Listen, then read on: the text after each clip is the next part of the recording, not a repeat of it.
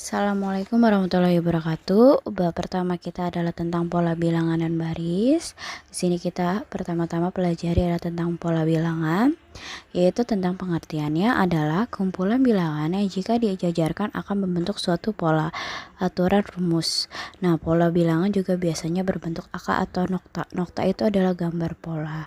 Nah, di sini pola bilangan itu kita harus menggunakan logika kita karena dia bisa berbentuk macam-macam. Contoh sederhana dari pola bilangan. Yang pertama adalah 1, 5, 9, 13. Dari sini kita harus tahu nih, rumusnya membentuk pola apa? Ternyata membentuk pola plus 4. Kenapa bisa plus 4? Karena 1 ke 5 tambahnya 4, 5 ke 9 tambahnya 4, 9 ke 13 tambahnya 4. Berarti selanjutnya juga tambah 4. Dan pola bilangan itu enggak selalu ditambah, bisa berkurang, bisa kali, bisa bagi, dan lain-lain. Kita ke contoh selanjutnya. Oke, sekarang kita masuk ke contoh kedua.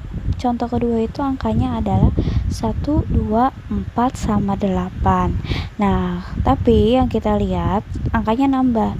Tapi kalau kita lihat dia penjumlahan itu kayaknya enggak. Karena kenapa? Karena tidak membentuk pola. 1 ke 2 nambahnya 1, 2 ke 4 nambahnya 2, 4 ke 8 nambahnya 4. Nah, berarti tidak membentuk pola. Nah, kalau kita coba, kalau yang nambah itu biasanya adalah perkalian. Kita lihat kira-kira kalau perkalian berapa? Di sini jawabannya adalah perkalian 2 karena 1 kali 2 2, 2 kali 2 adalah 4, 4 kali 2 adalah 8, dan 8 kali 2 adalah 16, 16 kali 2 adalah 32. Berarti dia berpola rasio 2, perkalian 2. Angka tuh bisa berubah-ubah. Bisa kali 2, kali 3, kali 4, tambah 4, tambah 5, tambah 6. Dan yang contoh ketiga adalah 27, 9. Angkanya berkurang. Berarti ini antara pengurangan dan pembagian kalau berkurang. Tapi kalau untuk pengurangan angkanya terlalu jauh. Jadi, kita lihat adalah yang pasti pembagian. Kira-kira 27 bisa nggak dibagi berapa yang hasil 9? Ternyata dibagi 3. Nah, selanjutnya tinggal kamu bagi 3. Dan yang keempat adalah 1, 3, 7, 13. Nah, angkanya nambah. Kita lihat. Kalau misalkan nambah itu di 1 ke 3 nambahnya 2, 3 ke 7 nambah 4, 7 ke 13 nambahnya 6. Kok beda-beda? Kita coba ke perkalian. Kalau perkalian nggak bisa. Nah, berarti ini adalah penjumlahan. Nah, kalau penjumlahan kamu lihat, walaupun angkanya beda tapi dia membentuk pola kelipatan 2. Berarti dia adalah penjumlahan berpola kelipatan 2. Berarti kamu tinggal 2, 4, 6. Selanjutnya kelipatan 2 adalah 8. Selanjutnya lagi 10. Itu adalah kelipatan 2. Bisa kelipatan 3 juga, 4, dan lain-lain. Dan contoh kelima yang terakhir adalah 1, 4, 9, 16. Nah, di sini kalau itu dia nambah. Kalau kita lihat penjumlahan nggak sama. Perkalian juga nggak bisa. Nah, ternyata kita lihat 1, 4, 9, 16 adalah membentuk bilangan pangkat.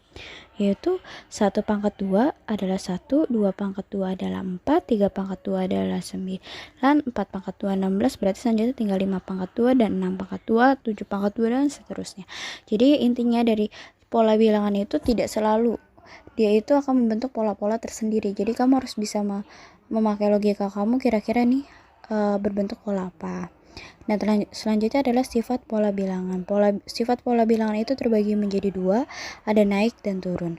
Naik itu berarti nilainya semakin besar, contohnya 2, 4, 6, 8, angkanya semakin tinggi. Kalau turun berarti angkanya atau nilainya semakin kecil. Dan yang terakhir adalah macam-macam pola bilangan.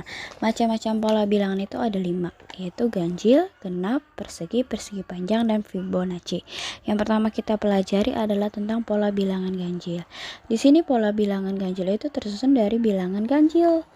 Angkanya nggak ganjil, nggak mungkin genap. Jadi semuanya contohnya 1, 3, 5, 7, 9 itu adalah bilangan ganjil. Selanjutnya berapa? Berarti setelah 9 adalah 11. Di sini 1 itu yang paling depan berarti pola 1, 3 itu pola 2 karena urutan kedua, 5 itu pola 3, dan seterusnya.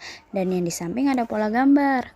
Maksudnya gambar itu membentuk angkanya. Misalkan di sini gambar segitiganya ada 1, selanjutnya 3, segitiganya selanjutnya lagi 5. Nah, 1, 3, 5 itu bilangan apa? Ganjil, maka pola bilangan ganjil. Dan di sini ada rumusnya, UN sama dengan 2N dikurang 1. Nah, di sini kalau rumus ini digunakan jika pola ditentukannya pola bilangan yang sangat besar. Contohnya, tentukan pola bilangan ganjil yang ke-30. 30 kamu nggak mungkin ngurutin sampai angka pola bilangannya ada 30. Jadi pakai rumus aja.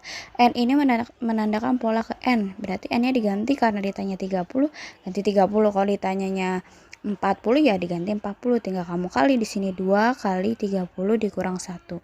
Berarti sama dengan 60 kurang 1, 59. Terbukti bilangan ganjil.